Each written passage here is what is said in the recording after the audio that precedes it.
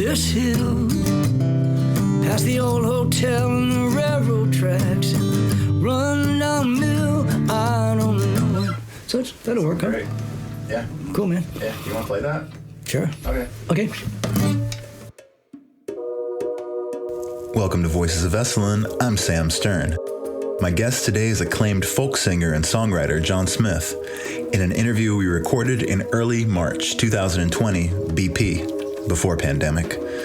John is a longtime teacher of songwriting at the Esalen Institute, where he's helped thousands of students across the years to access their creativity and their personal depths, to manifest meaningful and joyful work. He's an awesome, honest artist and a pretty cool person to talk to. I grew up in Iowa, in a small little town, small farm town, come from a real Irish Catholic immigrant farm community, big family, 10 kids in 10 years' time. And pretty much every year there's one. Sometimes there's more than one in a 12-month period. Sometimes there's a little space. But where are you in that 10? I'm third in there of 4 boys and 6 girls.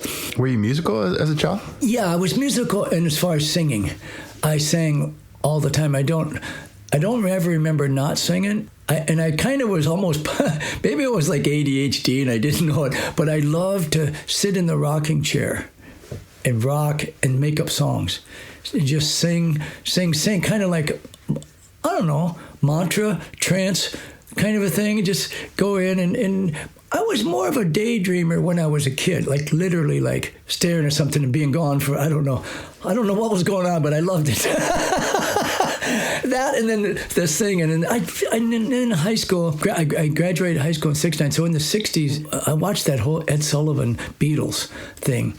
I mean, I was swept into this tidal wave that happened. It's kind of a hard thing to explain if people that weren't there, but it was like in one evening, in a matter of minutes, it was probably the largest watched program of all time on television. They'd already been on the radio. But this thing of being on the Ed Sullivan Show, which was a variety show, I mean, there's probably a dancing bear right before the Beatles came out. That's the kind of show it was. And next thing you know, within a year or two, every little town in the USA had garage bands, like overnight. I can't imagine what those drum companies and guitar companies. Well, what happened is, for me, my story is, I didn't play a guitar. Was from a pretty poor family. There just wasn't. If you asked for a guitar, you weren't going to get it. That doesn't mean there could have been other ways. But all my best friends, one of them got drums, one of them got a bass guitar. 2 brothers got really nice guitars, and then they kind of got this little band, and we had a nice basement to play in. Nobody would sing. Everybody was freaked to that microphone. And I was like, well, I want to be in the band.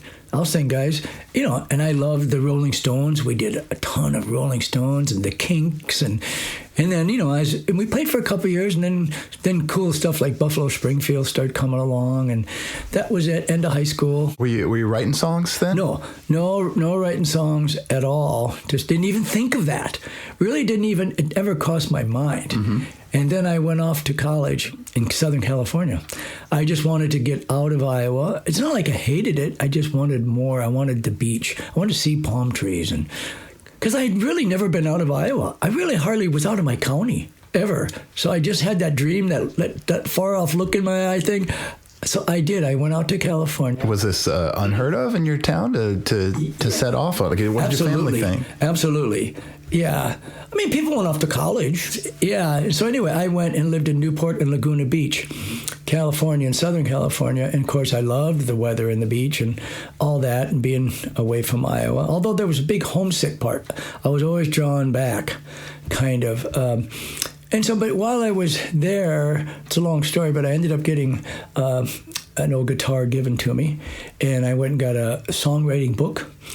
Not songwriting, chords. Yeah. Chords, and learned 3 chords. And I wrote a song like the first week. And I don't remember, I couldn't sing it if I had to, but I just remember it was called The Good Life.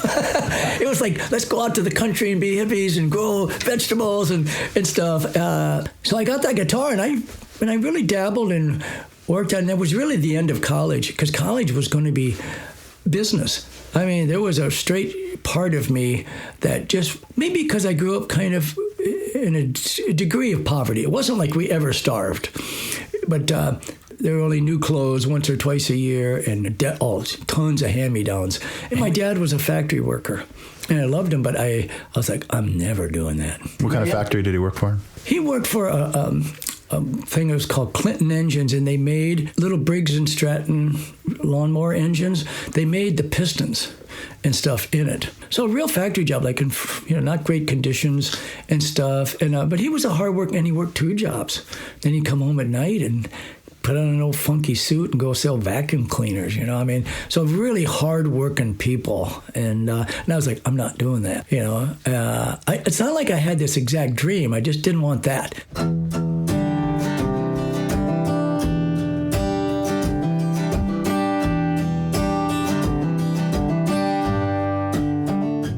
So then this business college, but as soon as I got the guitar, just whatever it is inside all of us that has a calling.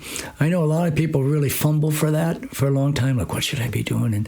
But when I found music, it felt very much a calling. And I grew up very Irish Catholic, and the church really puts this thing into, especially if you have 10 kids, they really put a thing in that, man, one or two out of those 10 should be a nun or a priest or a monk.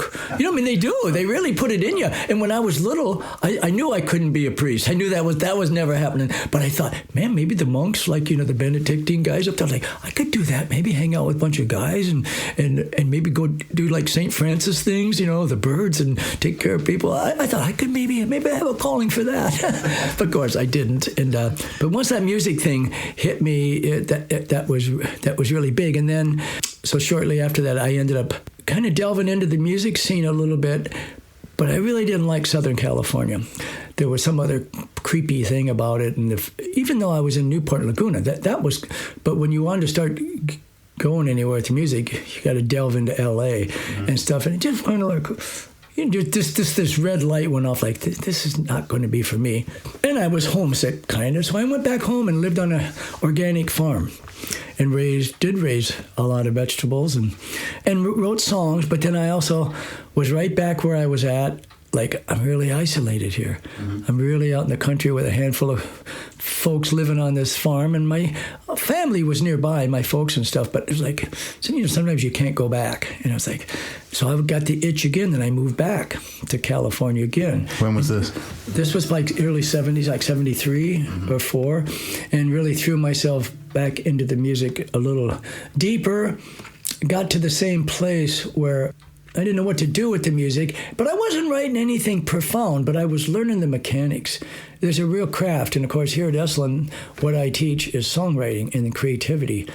And so the thing I really benefit those years for is I really learned the craft, that there is such a thing. There's a toolbox full of tools. Are you talking about structure here? Structure, rhyming, phrasing, structure of verse, chorus, bridges, and, your song being a journey. Should I write my song in first person, second person, third person?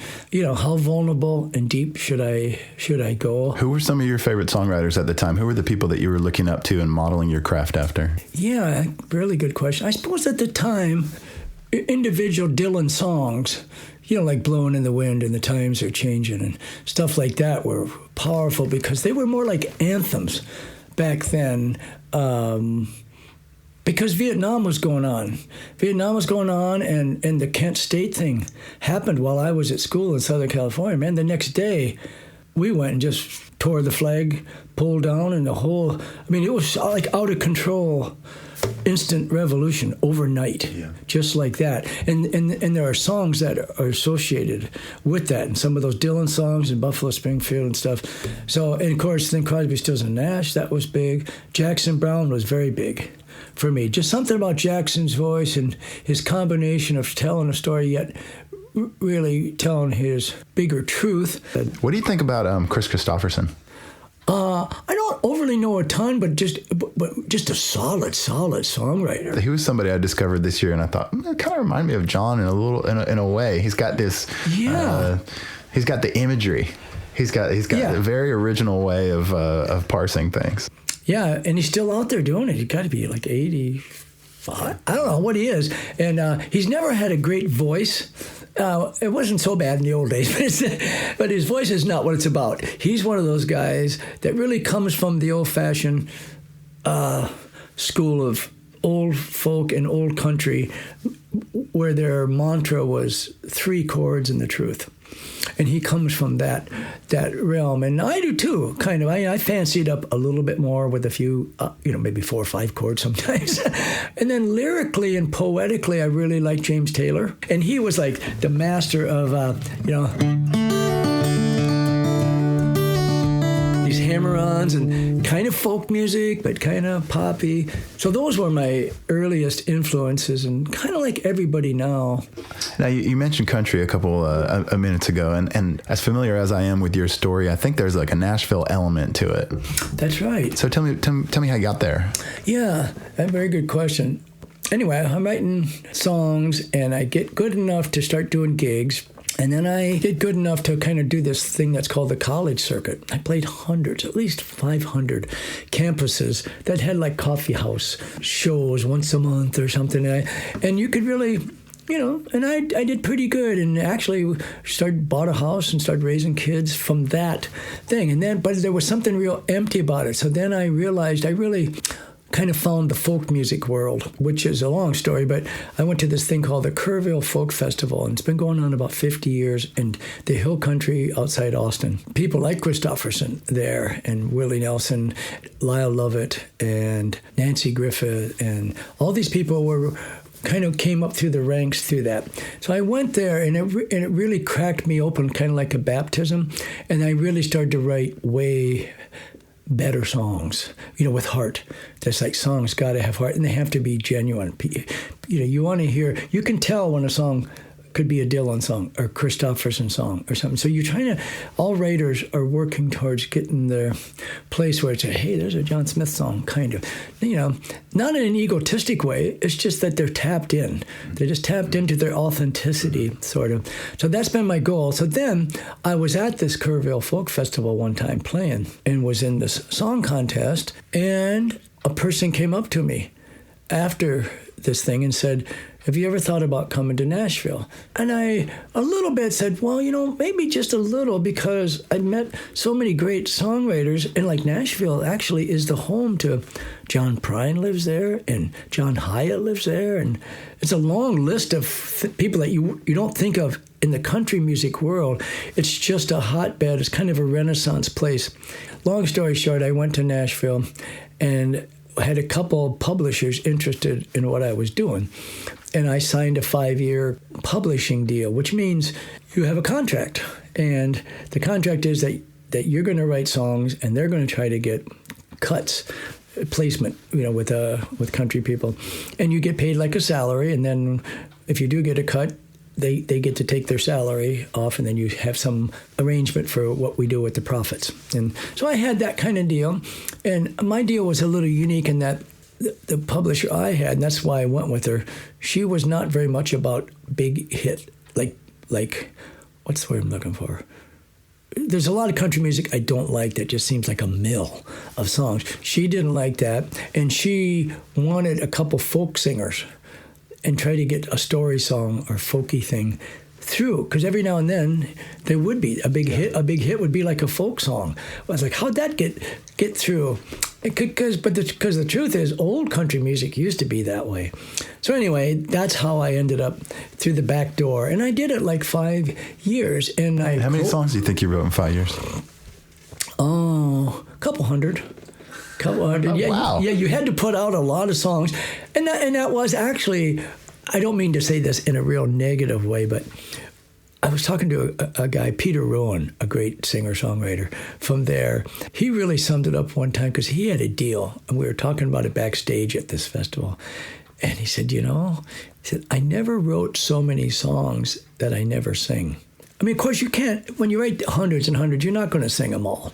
But what he meant by that, and what I related, is you were writing songs trying to write a song for Garth Brooks or whoever the latest country flavor of the month is. Oh, this is what they like. I'll write a song, and I'll make it real generic, you know what I mean, and poppy, and and catchy if possible, and then I'll get a cut. My publisher will make some money, and I'll make a little bit of money. So I did that for a while, and at first I really resisted it because I wasn't hired to do that. And I was hired to just be myself. But I wasn't getting any cuts, and everybody else was, and I felt like, oh, my publisher's spending all this money on me. I want to give them something that they can walk down the street. But I never did.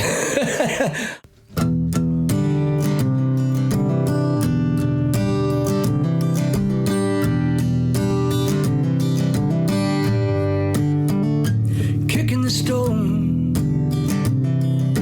up this hill, past the old hotel and the railroad tracks and the rundown mill. I don't know what for, I don't quite know why. I just know I like the way it makes me feel inside. So I kick it hard till it rolls along. Next thing I know, singing this song, oh, kicking the stone, yeah, kicking the stone, oh, up the hill and around the block and down the road, kicking these blues all alone, out into the open light of day where moss can't grow.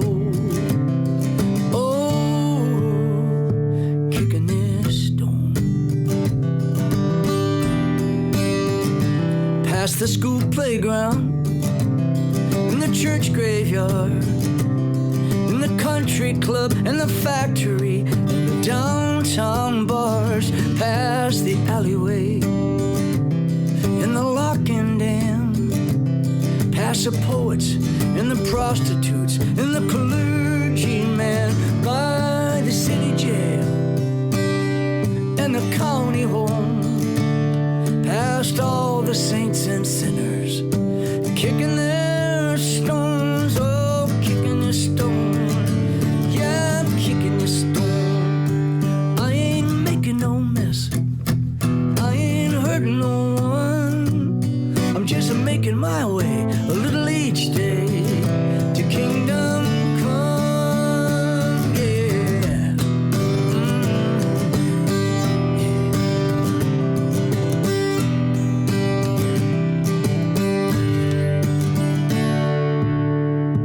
Kicking this stone down this long highway, all across the countless miles, from the cradle to the grave, past all my mistakes with all their guilt and shame, through the gentle rain of tears when sweet forgiveness came.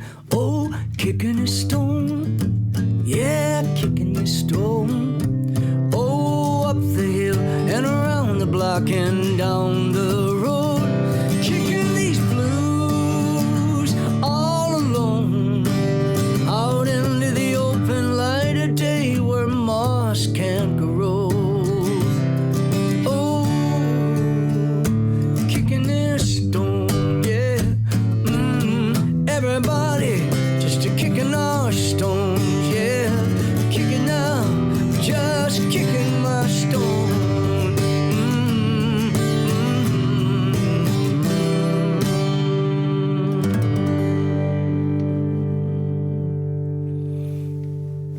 So during this time, I really even more and more sank into the folk music scene, which is a lot more genuine thing. And when I talk about the folky world, I really mean doing little shows, whether they're house concerts, small clubs and stuff, where it's very intimate. You and the audience, close range, and you're telling your stories like we're talking now about your songs. And then within the evening, you weave a tapestry of different emotions and stories and funny songs, sad songs and stuff. So it's very vulnerable, and I love that. It's almost like there's a theatrical element to it. It's not just one song after another. Yeah. Mm-hmm. There's a character. There's the Johnsmith kind of on Central, and it's not that it's just you, but you're speaking for everybody. You're assuming this everyman posture in a certain sense. Yeah. Should we have another song? Yeah, I'd love to hear another song. Tell me about where it comes from. Yeah, let me. I'll talk while I'm tuning up here a little bit. Well, it actually comes. The reason I thought about singing it was actually written here at Esalen. it really doesn't have anything particular to say about Esalen other than Esalen reminds me how powerful nature in my life is, and always has been, but it just really always resonates here. It gets right up to the surface for me, just the smells and stuff. But one of the things we have done, and you took my class once, Sam. One of the best classes I've ever taken. Oh, thanks. Yeah. I mean, I'm no musician, but we'll get to that. Yeah. Anyway, so one of the assignments, when I teach like a month long, there are a lot of assignments and prompts, things to try to get you to tell a story and your truth and stuff like that. And so one of the ways we do it sometimes is photographs. Bring some photographs that mean something to you. And so this song comes from a photograph. I bought 5 or 6 photographs, and I had a good friend of ours that actually is another staff person that took the class, Keeley, and he loved this one picture I had of a couple eagles. He was just like, I want to know all about that picture. I want you to write a song about that. And so I did while I was at Esalen here. And it's a true story that takes place about 6 feet out my front door.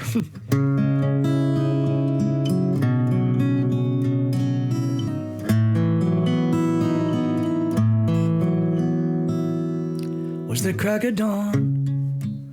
Something woke me up. Some fierce kind of racket somewhere high up above. So I put on my boots and I walked outside. There was a murder of crows circling around our twin white pines. So I took a step back, and there high in the tree sat a pair of bald eagles building a nest, staring down on me. Then out of the west came a good warm breeze, and a white-tailed feather floated down and landed at my feet. Every now and then you get a little sign, a touch on the shoulder from the great divine. You don't ask why, you just begin to believe in the medicine. So I took that feather and I bowed my thanks to the eagles and the pines, and then I walked on back inside and I called the shaman. I asked, what does this mean? He said it's an omen, a blessing, son, some kind of powerful thing. He said it's an honor when they choose your place. They say when the eagle shows up, they bring a state of grace. Somewhere along your past, you did something right. Now it's time to walk the spirit way between the earth and the sky. Every now and then you get a little sign, a kiss on the brow from the great divine. You don't ask why, you just begin to believe in the medicine. North and south, east and west, spread your wings, go on, spread the medicine. Over hills and valleys, creeks and rivers wide, to the Standing Rock tribe, bring on the healing time.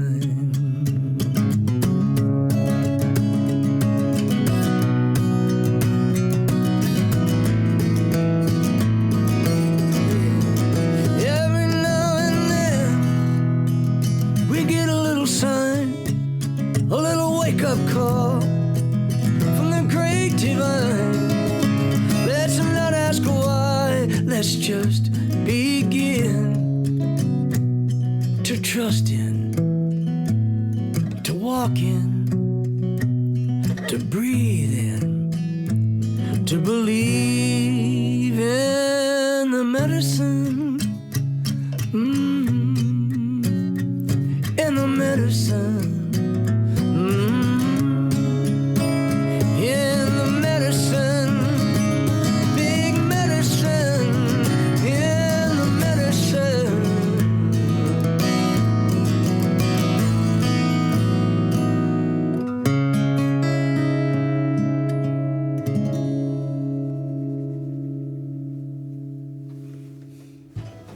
I love it. It's such an Esalen song too.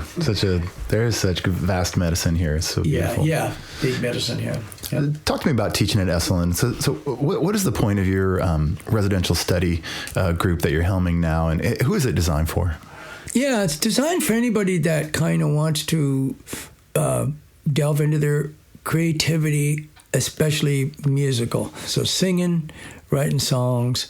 So it's very much about lyric and your voice and singing and playing an instrument and just that art genre of songwriting. And it can be any kind. It can be jazzy stuff. It can be rock and roll. It can be rap, spoken word stuff. And then in our class, it just is evolved more and more and more to be in line with Esalen of, like the great Gestalt practice here of going into the shadow, going into the dark and stuff like that. Not being afraid of it, and so that's very, very encouraged. So there's often a lot of tears in the class, but good tears. I mean, of working through some stuff and just try to create a safe, encouraging, playful space. In my class, there's a nice mix of beginners, intermediaries, or intermediate level of talents, and some people who've been doing this their whole lives, and they're so good, they're amazing. But what I felt about what you brought to the table was this willingness to use music as this tool to uncover, right? To this tool to uncover the personal. So music has this great power. It has a great power. It's an amazing power, and it is a power. That's not too big a word. I really believe that music is one of the few things that in nature, certain things in nature and music have a way of bypassing the ego. I mean, so much of our confusion and lostness and hurt and pain is bound up in our ego, our sense of separateness, who Sam is, who Johnsmith is, you know what I mean? And all its glory and its messiness and so forth. And so I really, like you can be driving in your car down the road and you're just having an average kind of day and just driving down the road 10 miles, but all of a sudden a song comes on. And all of a sudden it just, boom, it goes in your heart, and all of a sudden you're crying. You didn't even know that issue came up, and maybe it's a song about about a mom, and all of a sudden, man, you're just feeling a big mom thing. That can be beautiful love, it can be painful, whatever. So I love what music, the power of music that way when it comes to transformation. And there's a power too about gifting that process to somebody who never thought that music could be part of their personal process. Absolutely. That's like seriously rewarding, because I believe innately it's in all of us.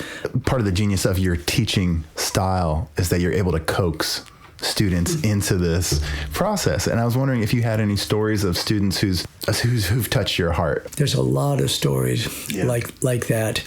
Small stories about a song that somebody accessed and said something. Like I have somebody in my class now, and they are determined. They have this old issue with their father that they've never, not so much over-resolved, but anytime they go there, they just run the other way.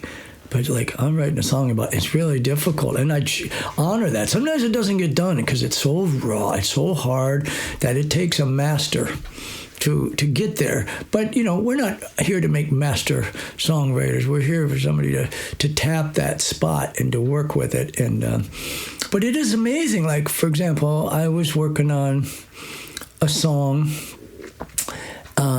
And I was journaling away about it. It was a song prompt, and I'll give sometimes like 4 prompts, and you have to pick one of them. Like one of the last classes was a prompt about what was a crossroads in your life? What was a time you chose this and you went this way? Or another one might be, what's up right now? If you get up at 3 to go to the bathroom and you can't go back to sleep, there's this thing that's really cooking now, and there you are all alone in the night, staring into the dark, can't go to sleep because it's, what is that thing? Maybe that's something you need to journal about and address, and is there a song in there?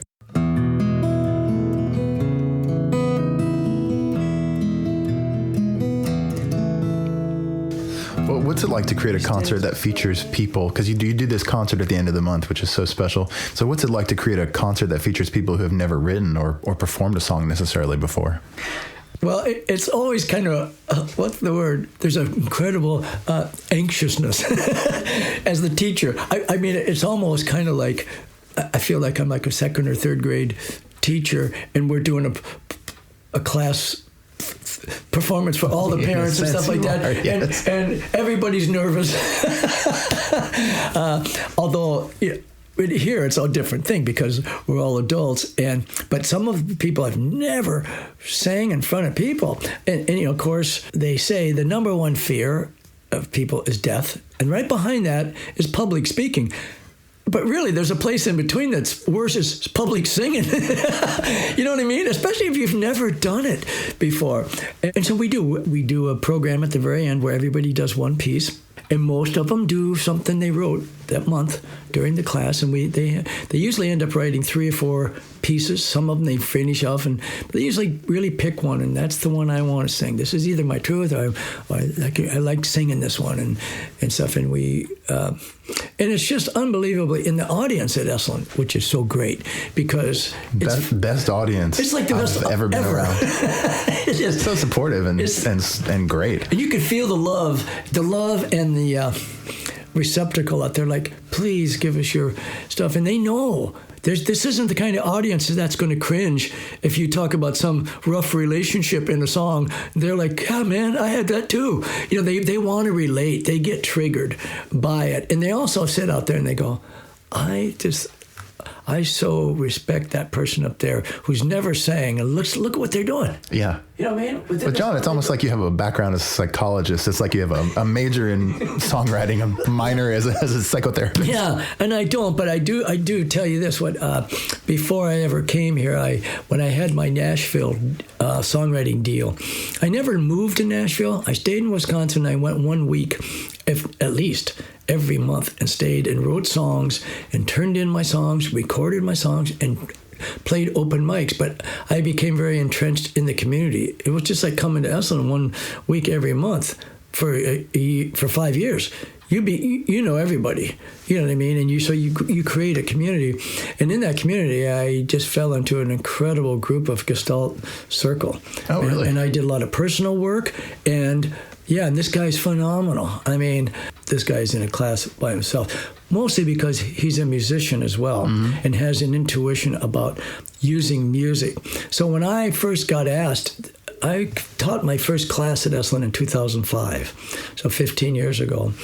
When I first got asked to do it, all my other teaching up to that point had been at camps and stuff where there would be like 6 teachers, and I'd teach my hour and they teach an hour, and I might just teach about rhyming or something.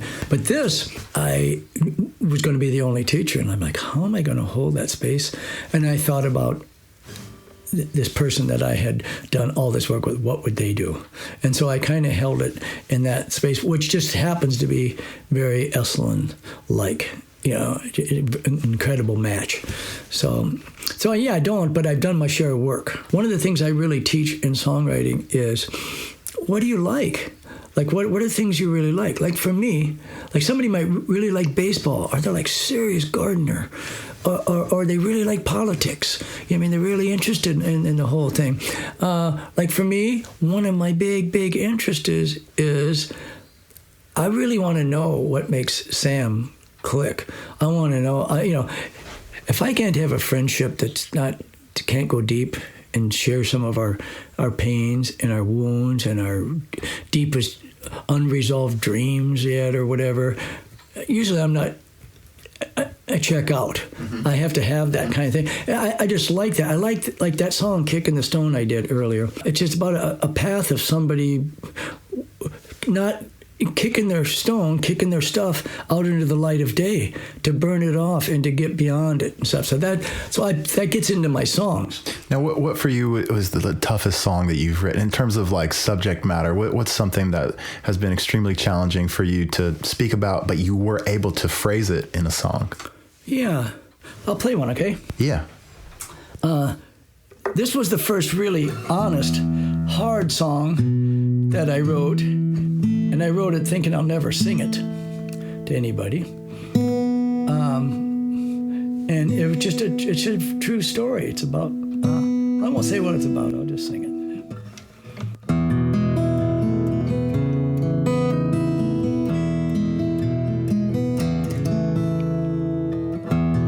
He stands beside the window.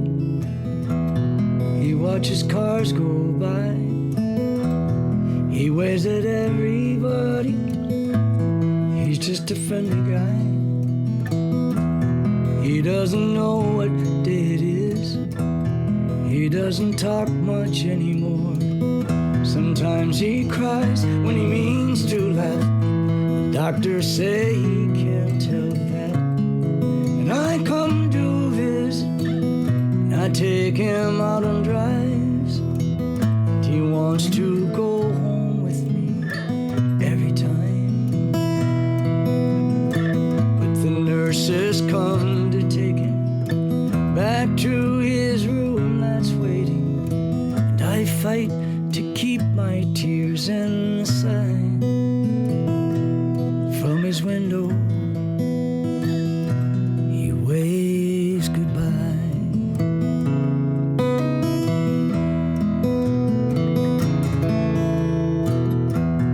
Where have the years all gone to? It seems like only yesterday we used to dance upon his shoes back on Sunday afternoons. He was a mountain standing tall, doing his best to raise us all.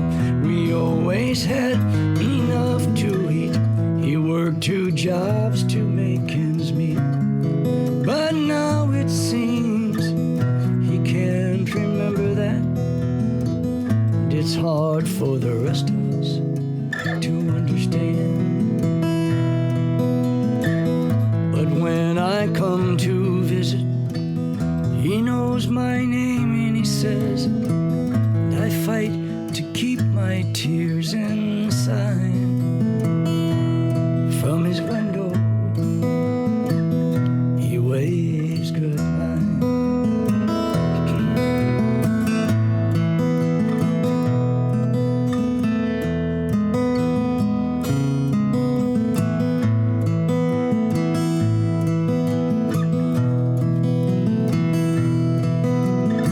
But when I come to visit, he knows my name and he says it. And it makes me glad I made the drive.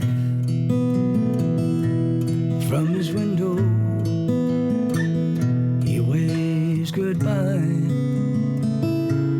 From his window, he waves goodbye.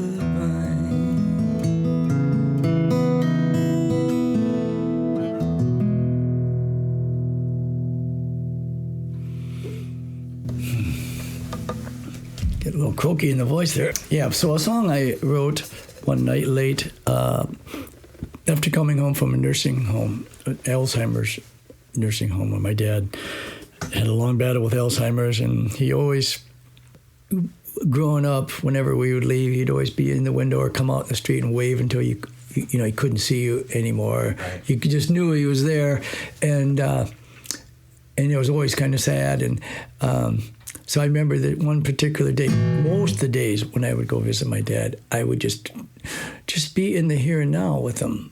Like, this is how he is, and he's very childlike but very loving. He was very sweet, and I just would bring a book, or read the newspaper, or do a puzzle, and talk with him a little bit. But he's you couldn't have real conversations, and but he'd just kind of shuffle. He didn't walk anywhere. He just kind of shuffle around, and I'd be there reading my book, and he'd come over and rub my back and say, "I love you, Johnny," and it was real sweet, and I'd just be in that place with him as best I could. But some days it would be upsetting. You just go, I hate this. I hate this Alzheimer's. I want my dad back, blah, blah, blah. And, just the sadness of it all. And I remember one day it didn't feel good. It was hard to be there with him. And I just remember saying goodbye, and oh my God, and I just got to the car, and I just sat in the car and just exhaled and cried a little bit. And I'm just sitting there kind of staring out the window in the car, and I look, and there he is in his window, waving. just sitting there waving. Oh man, freaking! And so I waved and drove away, and I came home and geez, and I just remember walking in the house. My family was all in bed. It was like 11 o'clock at night, and I just went and closed the kitchen door, lit a candle, and I just wrote that thing out just like that. And it's a unique song in that there's no chorus. It's a very linear, not much rhyming. I wrote the song and I thought, wow, whatever that is. Didn't really think of it as a song. I just thought of it as expressing how I'm feeling tonight. And then the next day, my wife came home for lunch. She was a teacher then. And she said, what were you working on last night? I could hear you down there. And I said, well, and I always share what I'm working on. So I said, well, here it is. And God, she was sitting there crying. And I thought, there's some power in this probably. And then she actually said to me, are you going to sing that for your sisters this weekend that are coming, a couple of them? And I thought, no. There's no way. I get all teary-eyed and I don't even know if it's a real song, so forth. And then just another part of me. So they were coming Saturday. They show up Friday night at a gig. I have a gig Friday night. Nice little concert up in a different part of Wisconsin. And they detour and they go to the show. And there they are. And they're sitting off to the side. And some part of me said, I can sing it to them in public. Here. But I won't be able to sing it at home. Does that make sense? Yeah. I don't know. Yeah, and so I didn't look at them. I just I'm not going to look at them. I'll lose my stuff if I. So I looked ahead and I sang the song. And my partner Dan, that I've played with for years, he'd never heard it. Nobody had ever heard it. And I played it, boy, and I could hear my sister sniveling, and Dan was teary-eyed over here. But I just just get through the song. And I learned from that night how many people came up and mentioned that song and saying how moved they were. And so the lesson I got from that was sharing our pain. Sharing our pain can really be a gift. It's not a happy gift, but it's a gift in that it's an unlocking, freeing, and usually when somebody cries from that song, it's because they love their mom or dad, whoever had it. It's just unlocking some of that love and compassion and stuff. And so to write those kind of songs are as valid as anything else, and to write them. And if anybody listening to this podcast wanted to find out more about you and what you do, how would they do that? Thanks, Sam. They can just go to johnsmithmusic.com, and then if you go there, you just find out a little bit more about me. You can listen to almost everything I've recorded, songs of mine, and you can get on the mailing list. And then I send out about 3 newsletters a year of what I'm doing. You want to end with a song? You got anything? You got a couple minutes? I'm trying to think. I think this key will work.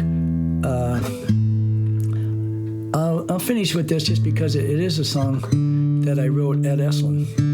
I got here one year in the winter, February, and I didn't tell anybody, but it was actually my birthday, and it was a beautiful day. I think I got here the night before, and then I woke up, and it was a beautiful morning, and I had my breakfast. And I usually stay in the yurts on the other side of the property, and but there was some heavy stuff going on in my life. One of my kids was really struggling. And here it was, the first day of this month, that I have to give myself and throw myself into this class. And I was like, but this is, all I know is that I was like, I have to lay this down. I can't just have this gnawing at me the whole month. It's not going to be good for me. It's not going to be good for the class. And so I just started this mantra from the time I left the lodge. And then by the time I got through the garden, I had a nice little thing started. And then I walked across the bridge, the creek, and then I went down below the Murphy house and finished the song. It's called Lay It Down.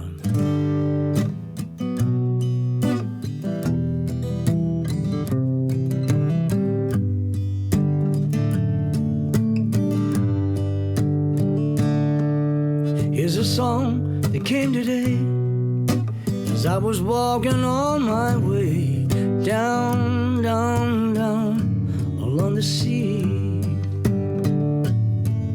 My head was full, my heart was heavy.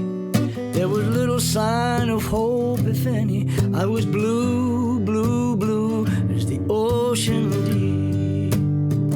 Oh, but I kept walking on my way, high above the crashing waves, till a still, small voice sang to me, singing, lay down, all the way down to the ground. Come and lay your worry down. Oh, lay it down from your heart right here, right now. Come, lay all your worry down.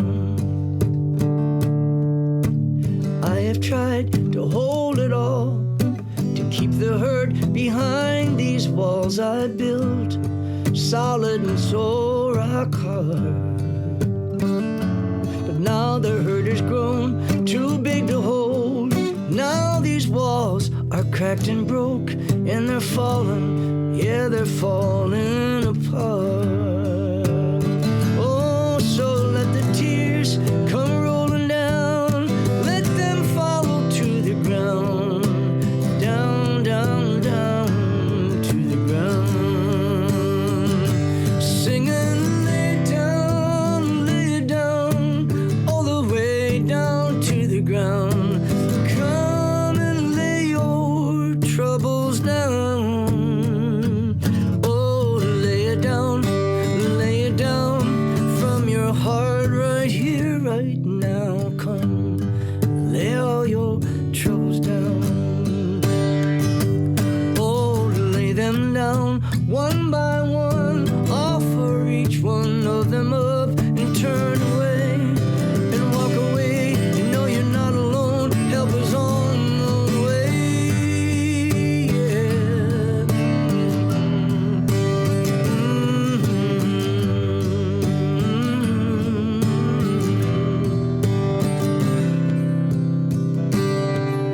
So here I stand, and one more time. So here I stand, can't quite read my words. So here I stand beside this reef, humbled by the pounding sea. Yes, I'm ready to surrender and release. A simple altar I have laid, and down upon it I have laid a ring of pebbles for my grief. Oh, and as I turn and walk away, I hear the crashing of the wave that washes my sorrow out to sea. Oh, lay it down, all the way down to the ground. Come and lay your sorrow down. Oh, lay it down from your heart right here, right now. Come, lay your sorrow down. Why don't you come, lay all your troubles down? Please, please come and lay all your worry down. Lay it down, yeah, lay it down. Hey, lay it down.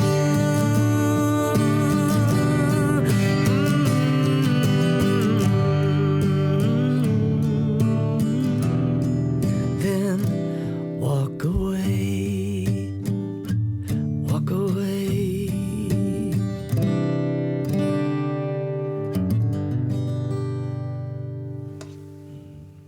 Johnsmith, thank you so much. Yeah, great seeing you, Sam. Yeah.